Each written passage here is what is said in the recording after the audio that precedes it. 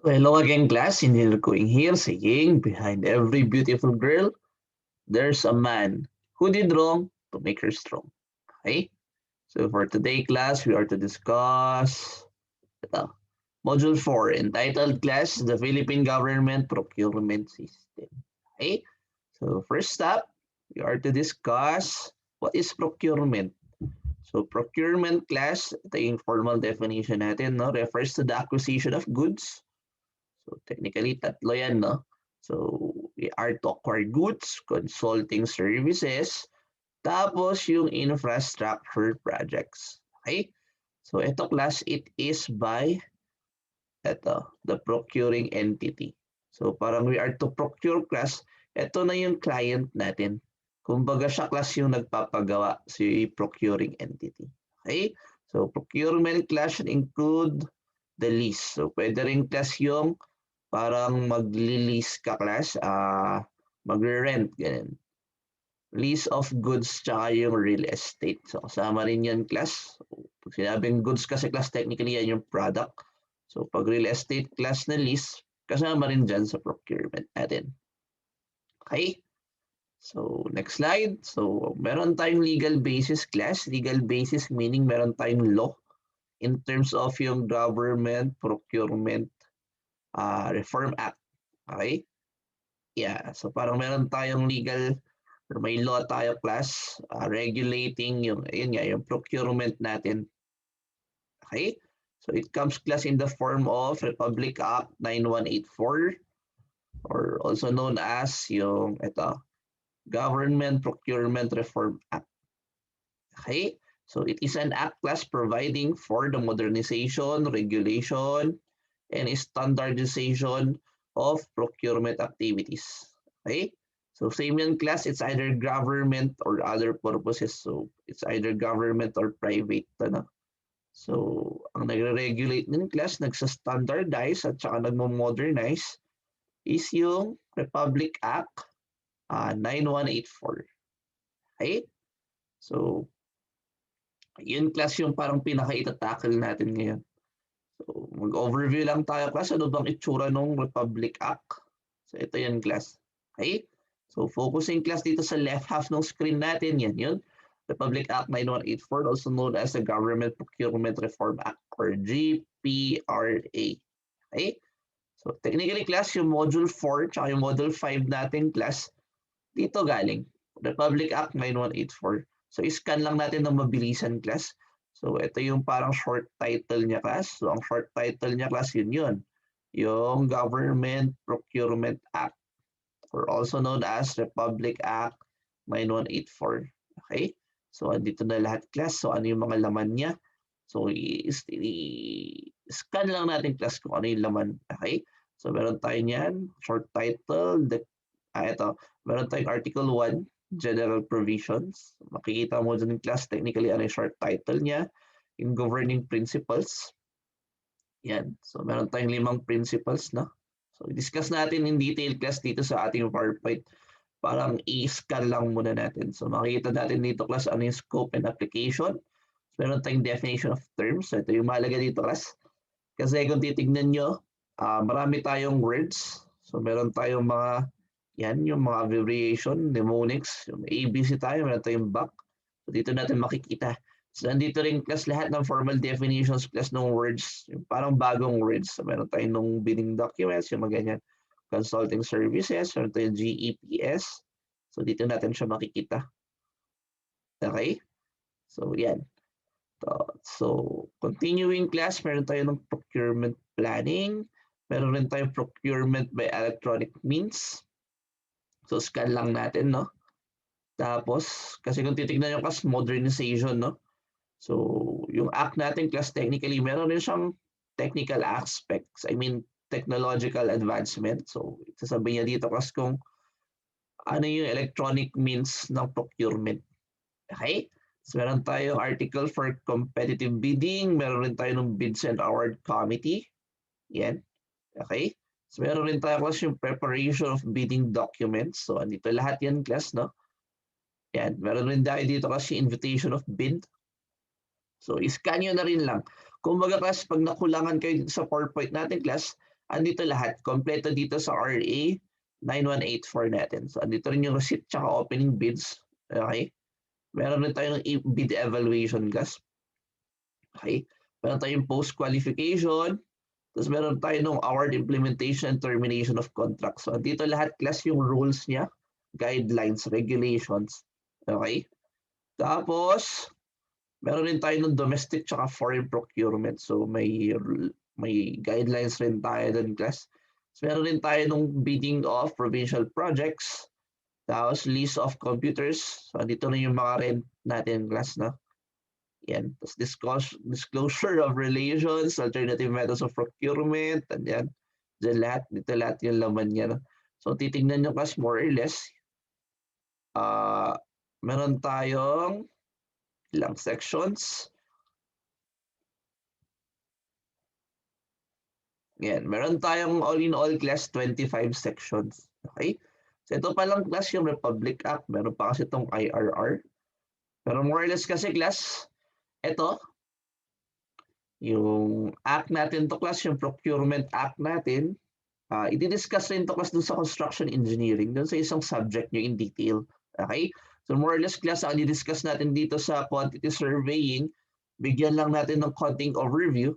Tapos we focus more on dun sa QS aspect niya. Okay? So medyo short tayo dito class. Hindi ba super short? Yan. Okay, so ituloy natin class. So, unahin natin class yung definition of terms. Saglit, hindi ko na-highlight lahat. Highlight ko muna lahat class, no? So, yan class, tuloy natin. So, again class, eto. Definition of terms muna tayo, no? Dito ba tayo nag-stop? Yeah. Okay. So, first up class, naka-alphabetical ito, no? So, pag nakita nyo class yung ABC, ang meaning nyo ng class is yung approved budget for the contract. So, technically class, as the name suggests, ito yung budget for the contract natin.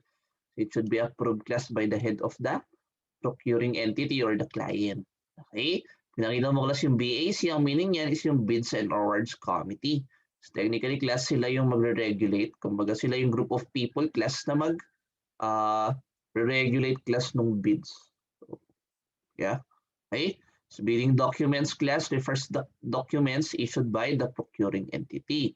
So, yung bidding docs na to class, so also commonly known class as bid docs. So, ang magbibigay niyan class yung clients. Okay? Or yung client. Okay? So, dito lahat class yung information necessary for prospective bidders. Okay? Technically class, lahat ng magbibid, kailangan to. Kasi dito lahat ng info regarding yung project nila. Okay? Tapos bid class, so refers to the signed offer or proposal. So technically class, ito yung proposal mo in response to the bidding documents. Okay? So technically class yung bid docs na to, meron siyang forms. Parang i-fill up mo yung class. Tapos meron din yung requirements. Tapos, yun, ibibigay mo lahat yung proposal mo class. Yun yung bid mo. Kumbaga class kung auction, pag auction class, parang meron tayong item. Magbibid ka doon. So technically, ganun rin yung labas class. Pero this time class, marami lang tayong paperworks. Okay? Pero ganun rin lang yung labas class. Mag-o-offer ka ng kung magkano class.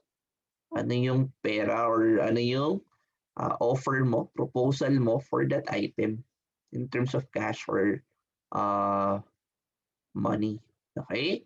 So, meron tayong competitive bidding class. So, ito is a method of procurement wherein it is open to participation by any interested party. Okay? So, ito yung pinaka-common class kasi chances of winning class is equal. Lahat ng interesado class pwedeng sumali. Okay? So, consulting services class, ito yung isang pwede mong i-procure o pwede mong kunin. So, consulting services, technically, basta magre-require ka class ng adequate external technical and professional expertise. So, kumbaga kukunin mo yung tao class para dun sa skills niya, skill set niya kasi yung adequate external technical and professional expertise. Okay? Kumbaga magko-consult ka sa isang tao, sama yun class. Okay? Pwede siyang i-procure. So, next class, nakita mo yung GEPS. So, ang meaning yan class is yung Government Electronic Procurement System. So again nga class, di ba may modernization tayo? So dito napapasok class yung mga technology, means of procuring. Yun, it's either goods class, consultation services, or infrastructure projects. Okay? So goods class, technically, di ba tatlo lang yung pwede natin procure? Consultation services class or yung infra projects. So kung ano man class yung hindi kasama sa infrastructure, tsaka yung consultation, andito na siya class sa goods.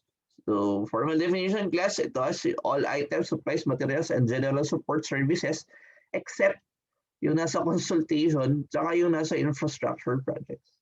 Okay? So GPPB. So pag nakita nyo yung class, ang meaning yan class is yung Government Procurement Policy Board. Okay? So head of procuring entity. So again class, di ba ang procuring entity class, ito yung client. Okay?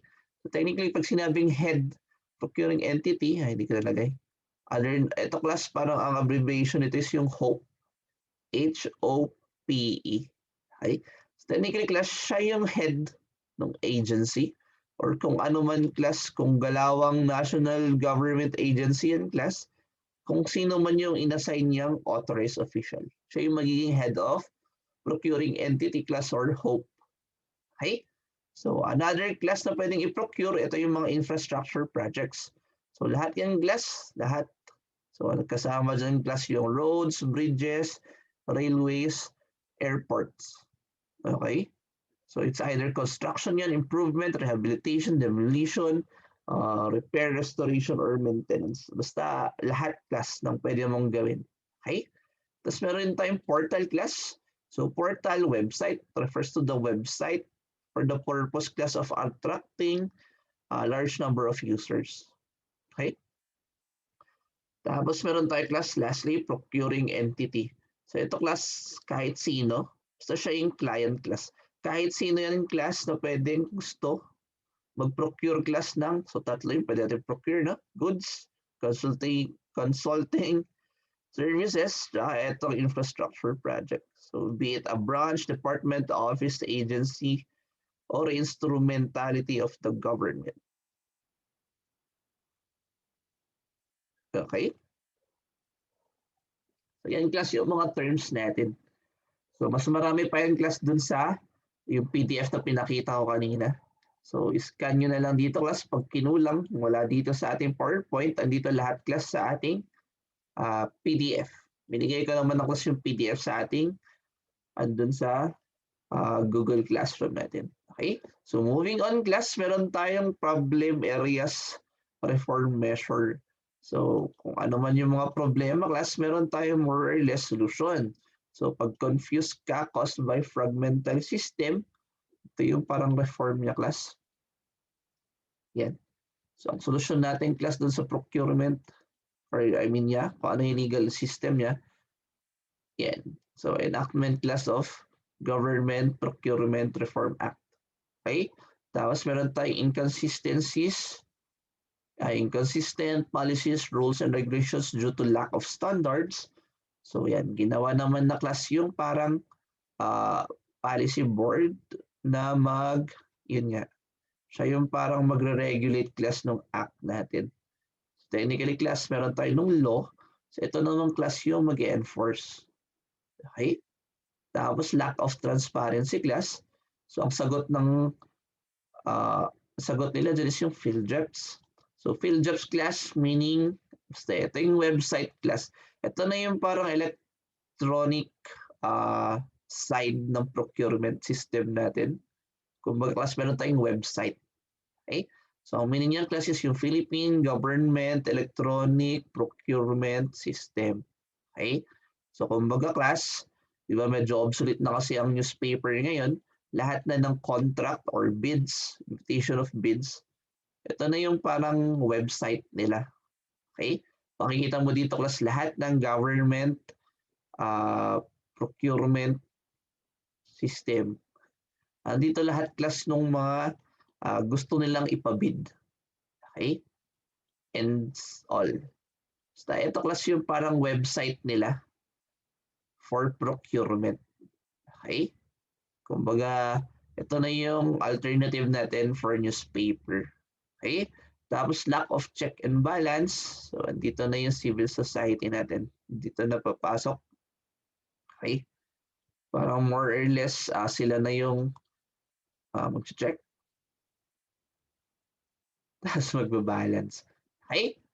So, tuloy-tuloy lang tayo, class. So, enactment of the GPRA. So, meaning ng GPRA natin, class, is yung Government Procurement Reform Act, no? So, yan. So, meron tayo ng rules. Again, class, makita nyo dun sa PDF natin.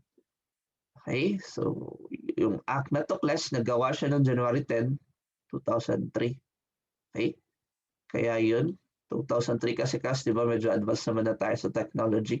So, nasama na agad dun sa act, class, yung technological aspect ng procurement natin.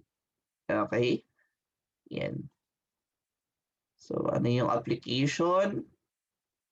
Kumbaga, ano yung scope ng application, class? So, ito. So, kasama dyan, class, yung mga NGA, so National Government Agency, SUC, State Universities and College, GOCC, so Government-Owned or Controlled Corporations, GFIs, ring class yung Government Financial Institutions. Okay? Meron din tayo ng LGUs, Local Government Unit. Okay? Tapos, eto. So, meron tayo kas nung ano yung ginagovern ng procurement. So, again, meron tayong tatlo na class. Infrastructure projects, ito yung goods, tapos yung consulting services.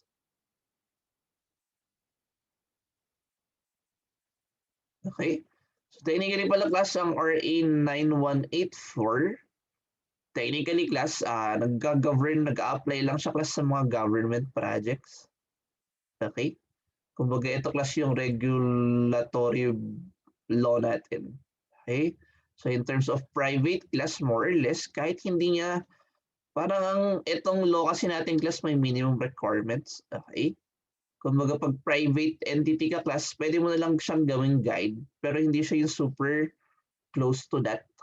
Okay? Hindi mag-enforce, class, lahat ng laws niya. Okay? So, ang RA 9184, class, strictly for government projects tayo. Okay? So, yan. Ito tayo, class, meron tayong scope and coverage.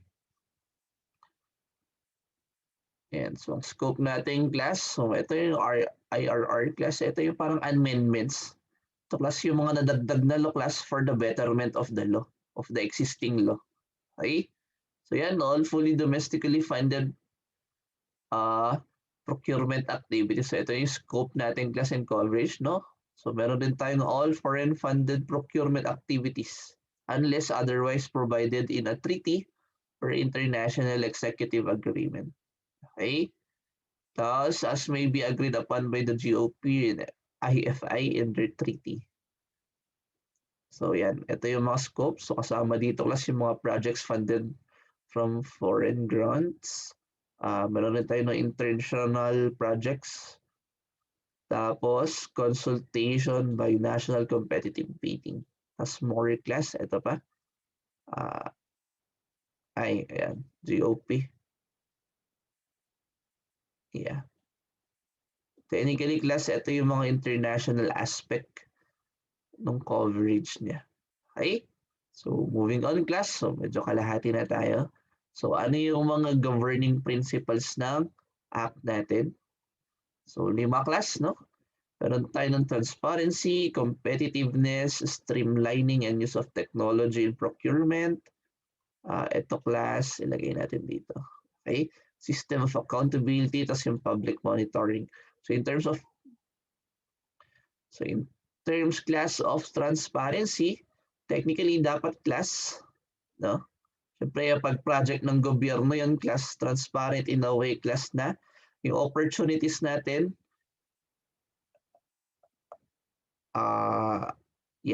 dapat malawak, actually. So, parang wide dissemination tayo, class, no? So, as much as possible, class, dapat nakakaraming tao yung nakakaalam, class, na may ganong project para aware sila, class. So, pag interesado sila, class, dapat, yun, pwede sila mag-bid. Okay? So in terms of competitiveness naman class, dapat public bidding yan. So hindi pwede class na porke pinsan mo or kamag-anak mo si mayor, class matik sa'yo. Dapat class minibid yan sa public. So meaning class lahat ng kasali, equal chances of winning. Okay? Tapos next class is yung streamlined process or more or less class, ito, gamit tayo ng technology. Okay? So ang formal definition natin dun class must be simple and made adaptable to advances in modern technology in order to ensure effective and efficient method.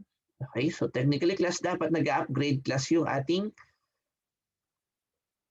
procurement system. Okay, dapat nag-a-adapt siya class sa advances to modern technology.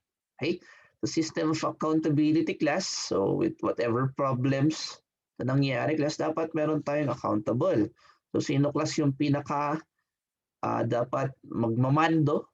Siyempre kung ikaw nagmando class, kasalanan mo kung whatever happens or whatever problems class cargo mo. Okay?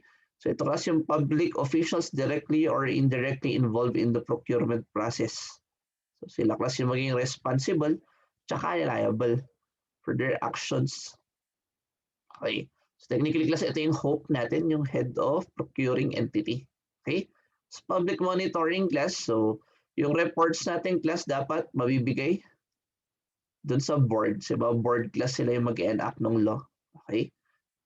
Tapos andito rin class yung mga NGOs natin, yung mga public officials, and other public and private sector. Okay? So yan yung mga dapat galawan class ng ating act. Okay? So ito yung parang key features niya class. So yung ating Government Procurement Reform Act. So yan.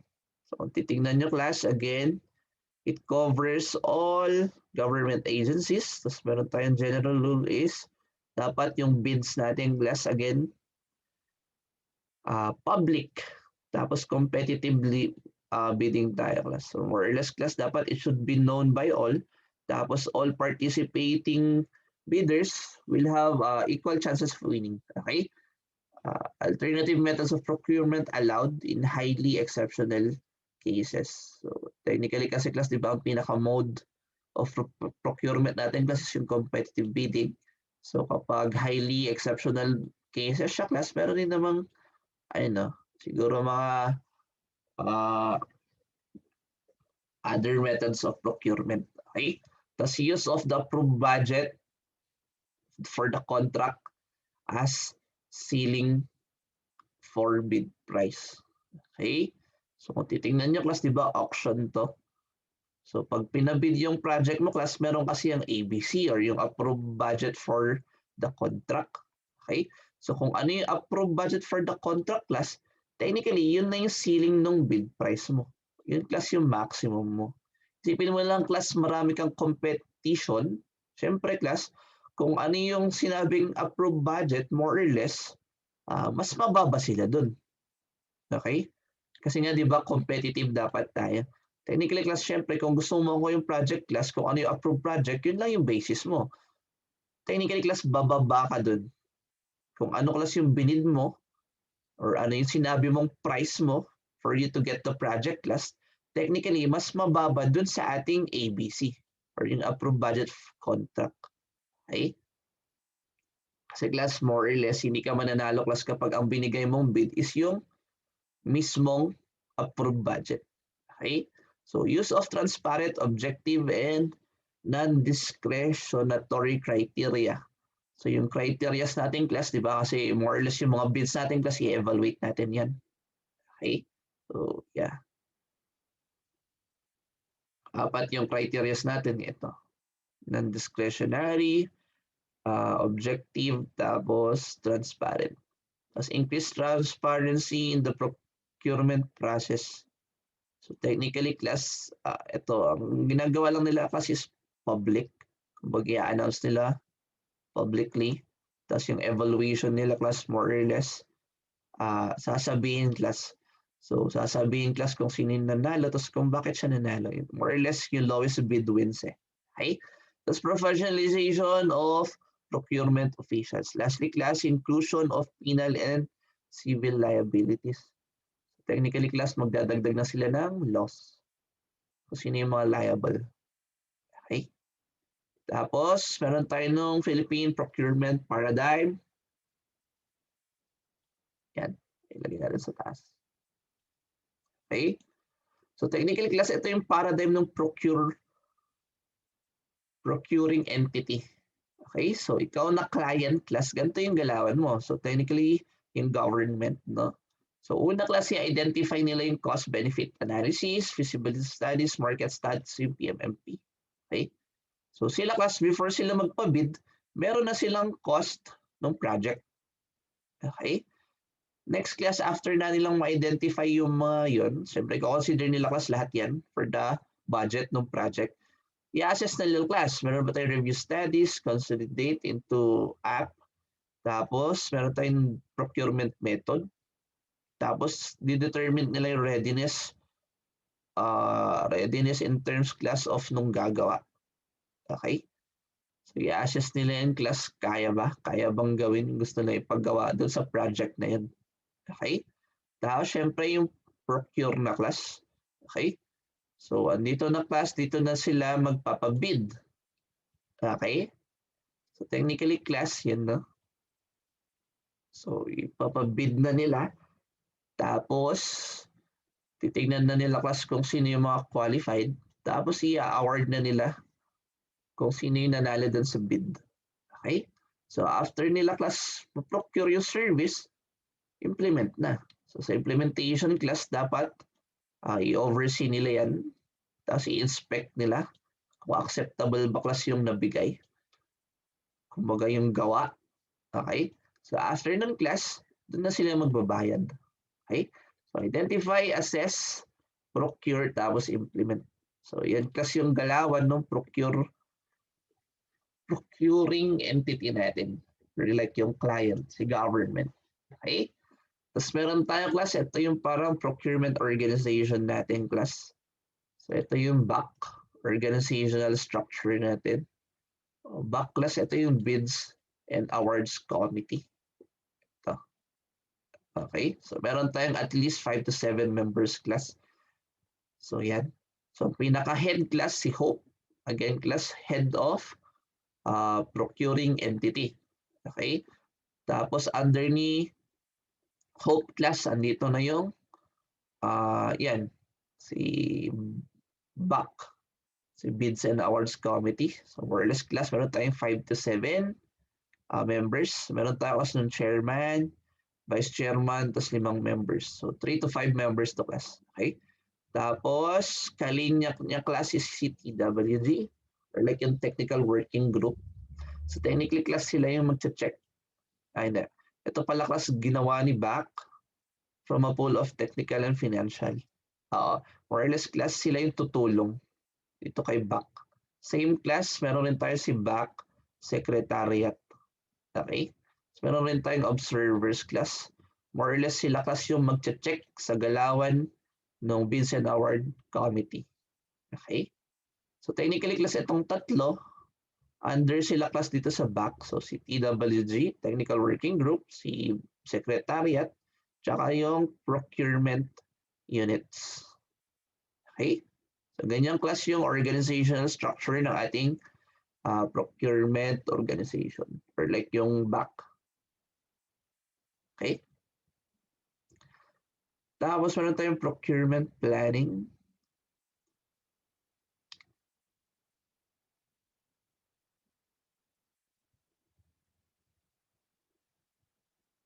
Yeah.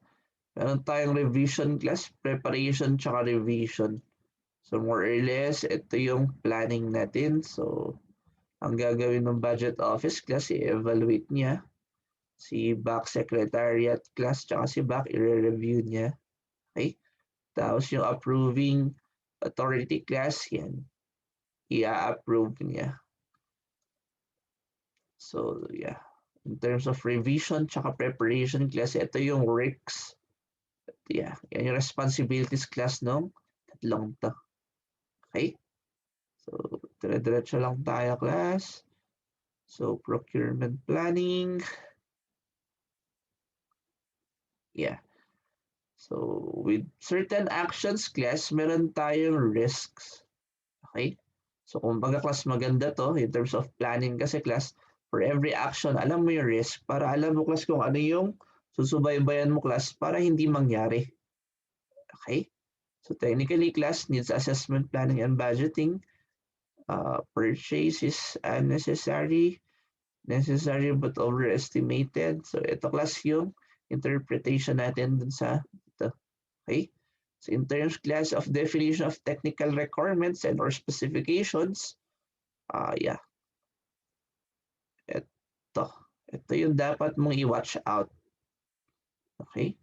So baka yung specs mo class, ka-focus pala siya sa isang kumpanya, kumbaga nakaplano siya para dun sa company yun. So dapat class hindi siya vague, so let's be specific. It's not based on performance requirements. So technically class dapat sa standards. Yeah. Okay? So yung choice of procurement procedure, so dapat hindi siya abuse of non-competitive procedure on the basis of legal conceptions through eto.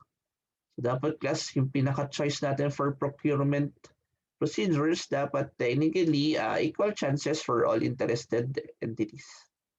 Okay? Yeah. Tapos meron tayong procurement methods. So all procurement, so ito class, meron kasi tayong different methods. Pero di ba ang pinaka-common class or highly used natin class is yung competitive bidding. Kasi class, ito class, more or less, ang pinaka-gusto kasi natin dito sa competitive bidding, parang equal chances for all participants. Okay? So ang alternative natin class, so kung hindi pwede yung pinaka-competitive bidding class, meron tayong alternative methods. So yung alternative methods class, gagawin lang natin only in highly exceptional cases. That's to promote economy, efficiency. Tapos it must be justified by the conditions of the law and its implementing rules and regulations. Okay? So ano yung mga alternative methods natin class? So, technically, ito yung methods summary. So pag etong tatlo class, ito, matik. Okay? So, pag goods class, yan. So, ito yung check.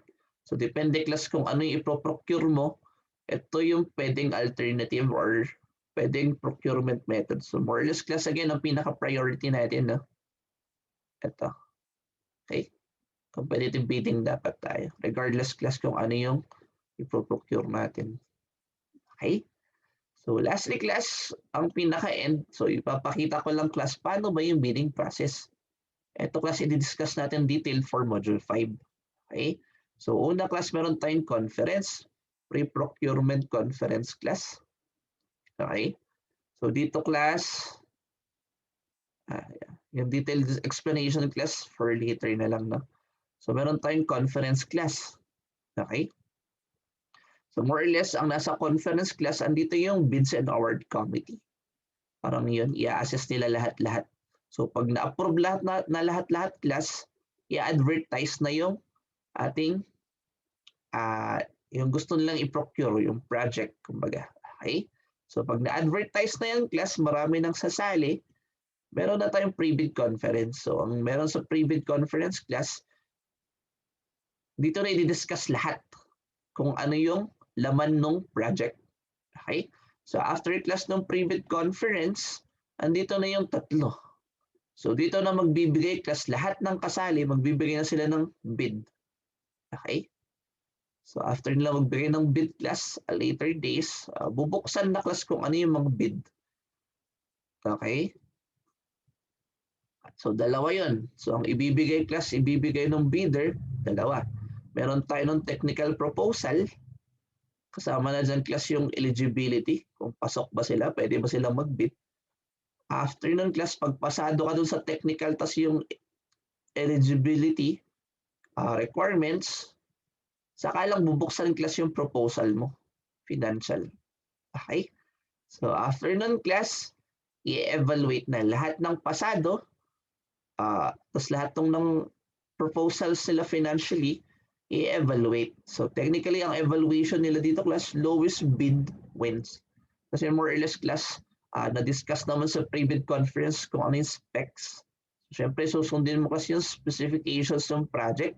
So kung gusto niya class in terms of painting Boysen, dapat ang gagamitin mo dun sa proposal mo is yung brand of Boysen. Something ganun. Okay? Basta yung specs class, dapat masunod yung minimum specifications ng materials. Regardless kung brand man yan, kung ano yung dapat na properties niya. Okay?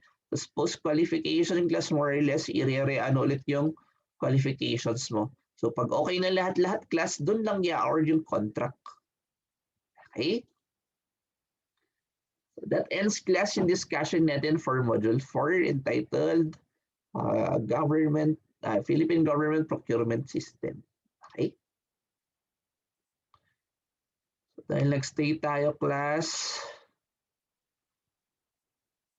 yeah, kaya ito ginawa. Malalaman nyo class yung galawan kung paano manligaw. Okay, so ganito yung galawan class. Tatanungin mo lang si Bebang, pwede ba manligaw? So pag sinabihan ka class ng hindi, huwag kang mawalan ng pag-asa class, matuwa ka pa. Bakit? Kasi class, pwede mong tanungin, ibig sabihin ba niyan, tayo na. Okay. So malay mo class, pumayag siya. Easy breezy. Okay. So again class, stop natin doon yung module 4. Yung detailed bidding process class, i-discuss natin sa module 5. Okay? So thank you for staying class. See you on the next video.